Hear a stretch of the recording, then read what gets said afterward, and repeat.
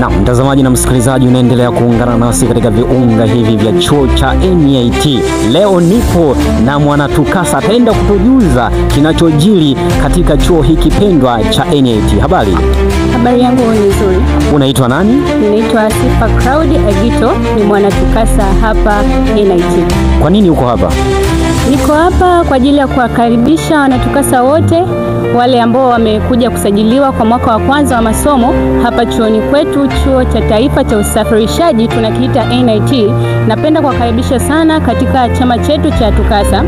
Tunazo kwaya mbalimbali, tunayo masomo mbalimbali, tuna vipindi vizuri vinavyoendelea kila siku kuanzia saa 12:50 hapa chuoni kwetu.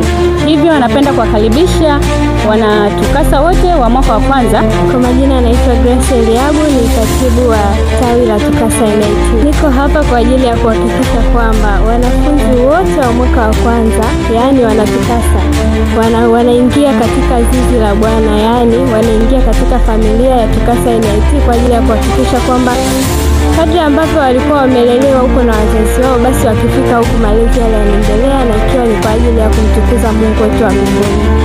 Kwa niaba ya mtazamaji na msikilizaji, unaitwa nani?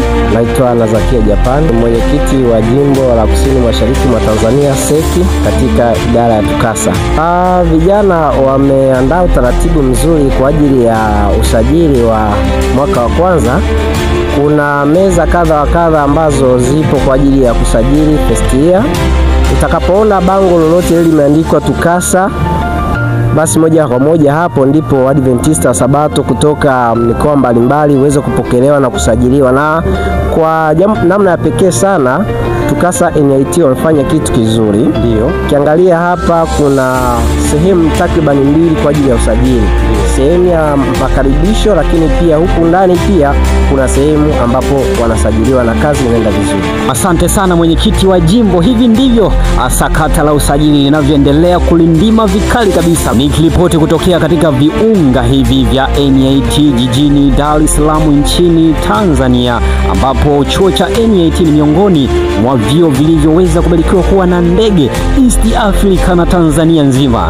Mimi ni Enoki Daudi, mjukuu wa Peter.